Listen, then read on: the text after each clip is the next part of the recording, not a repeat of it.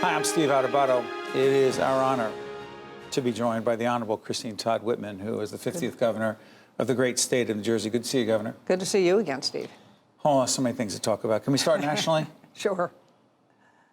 How dangerous, in your view, because you've said it publicly, you've tweeted it, you've written about it, you've been on the air talking about it, how dangerous, in your view, not just as a Republican, but as an American, is President Trump's presidency to date?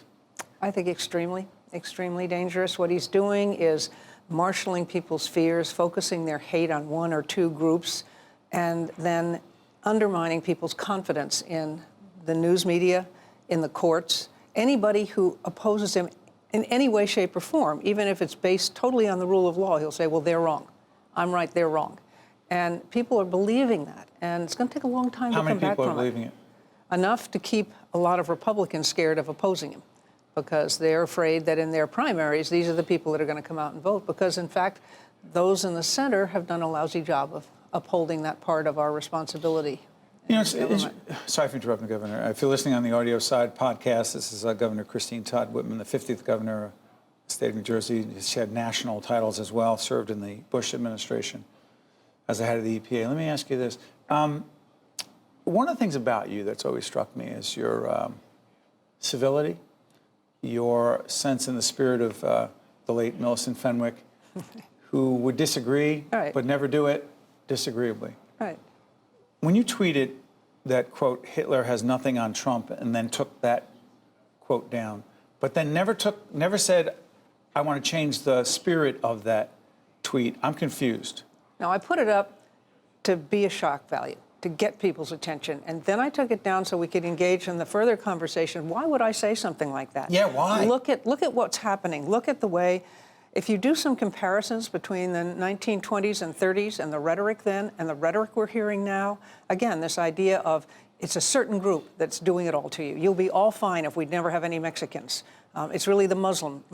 Any Muslim is terrible. Or the bad. deep state. Or, yeah, exactly, the deep state. He's undermining confidence in everything. Media. And he has said, don't believe what you see, don't believe what you hear, believe me. And that's the kind of thing that was going on back then, whether you take Hitler or Franco or Mussolini. I mean, it's a dictator. It's what he wants to be, I believe. He's already said if he wins a second term, he doesn't want to go away. It means that people want him, and he's going to stay. So he has no respect for the Constitution, no respect for the rule of law, no respect for the media, no respect for the courts. And that is really dangerous. When the public loses their confidence in the rule of law, we're in a very bad place. Governor, what kind of reaction have you gotten from most Republicans? You've been a loyal Republican your whole life. Right. Your father, a Republican leader in the state and nationally, we should let people know. How have most Republicans reacted to your very public, very negative comments about the president, the leader of the Republican Party nationally? Right. Oh, well, you know, there's some that take huge offense and say all the things you expect the real loyalists to take. But I've been actually amazed by, not amazed by, but it reaffirms something I believe, that the majority of people, that a great number of people, are just as upset as I am, but they don't feel they can say things. And I've had those kinds of people say things. Because they fear for their position, and that has become more important. I mean, you look at this impeachment proceeding that we're engaged in now. That's the most important vote that they'll ever take. This impeachment vote. This impeachment vote. I'm sorry, we're taping on. Sorry for interrupting, Governor. We're taping on the 12th of November. Many things will happen before this is seen. We'll see. Why is this vote so important? Because this is the very essence of. It's the most major tool that our founding fathers gave us in the Constitution, because they foresaw a time when you might have someone who wasn't going to live up to the ideals of the Constitution, and they provided this outlet. But for anybody to take it, you have got to step back and try. It's very hard to have an open mind, but you've got to listen to what's being said and balance. I mean, you have the president saying it was a perfect telephone call. The perfect telephone call to the president of Ukraine? Yes, to Zelensky. And that's a whole other story. It's interesting word, perfect. Yes. I mean, nobody's perfect. Nothing's perfect. Not perfect telephone call. But it was perfect.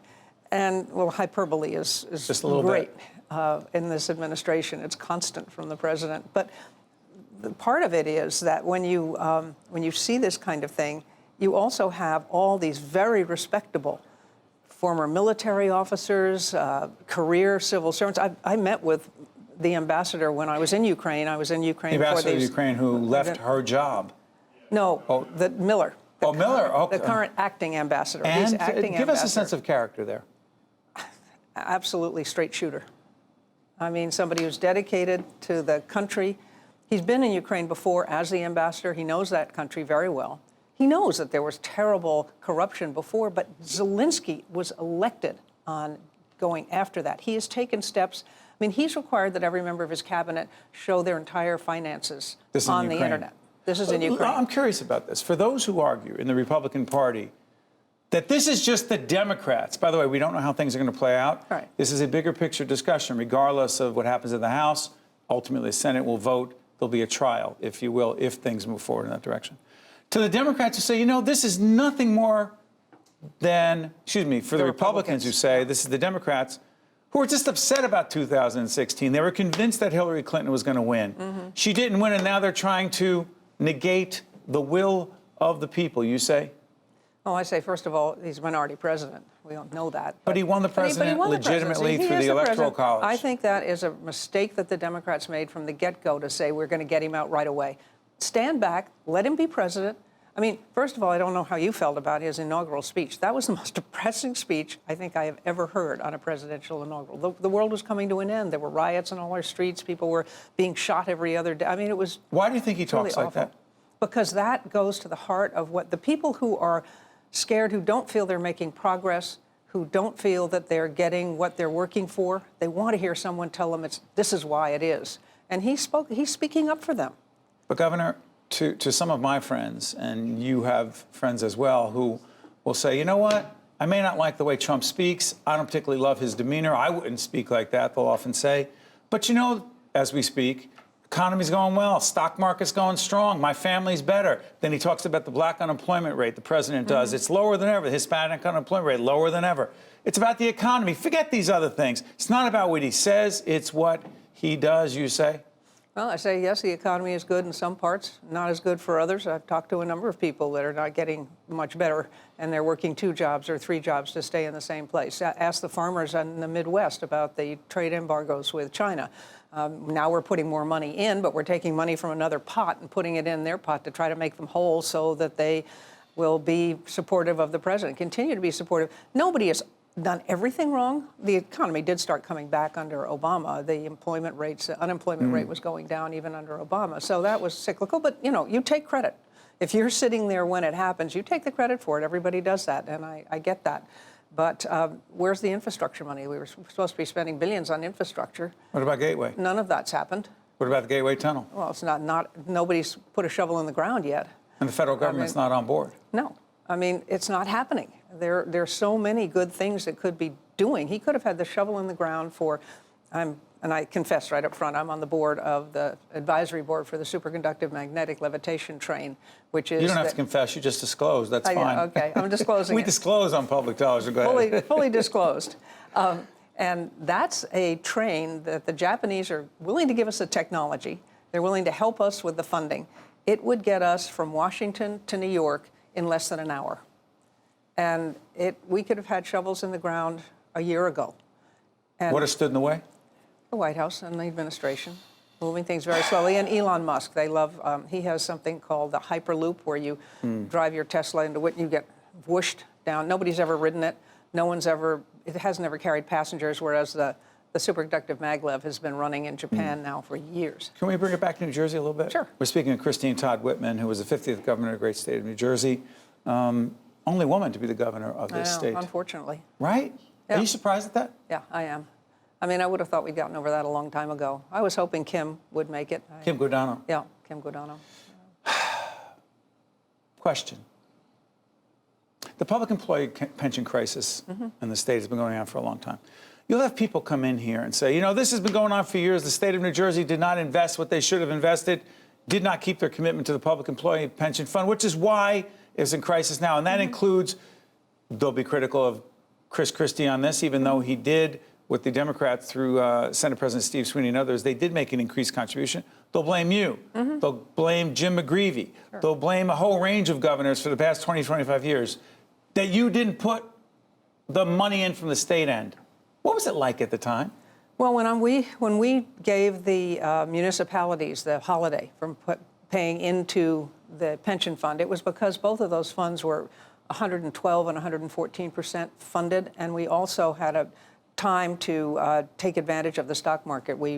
It was basically like redoing a mortgage, and saved about $62 billion over the life of those bonds. But what we'd said was you were always going to have to start paying in again. When I left... Into the pension fund. Into the pension funds. When I left, the two big pension funds were 105 and 108% funded. They were fully funded. But it was clear that the time was coming, and we had said you had to look at a 3-year horizon of how the market was performing, not just base it on the highest year. Unfortunately, the formula got changed several times, and without considering what the impact was going to be on the pension fund itself. And then you added some 50,000 state employees. Were the mistakes made? And this is what happens when you start talking about the pension. It's hard to get not into the weeds. That's not a criticism. It's just the way it is. Right. Do you feel, in retrospect, you could have and should have done more to have more state dollars going to that pension fund? No, I think I was saying that the people at the time, the taxpayers, didn't have to keep funding something that was that much overfunded. There would come a time when they needed to pay back into that again. But we were going to give the municipalities time to plan for that.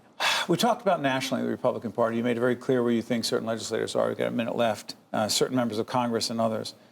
Is the Republican Party in New Jersey close to dead?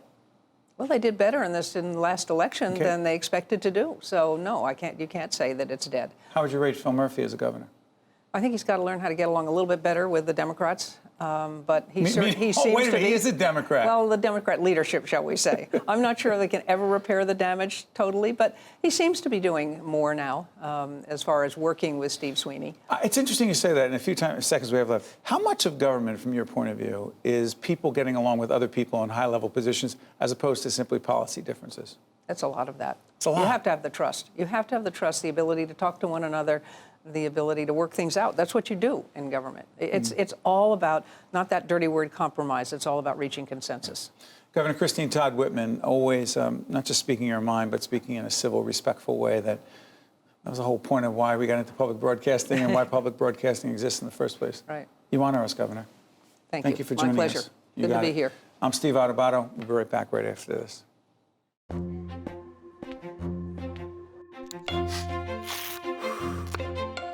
Perfectly orchestrated, in sync with your life. Hackensack Meridian Health is redefining how health and care come together. Because when everything works together, your world gets better.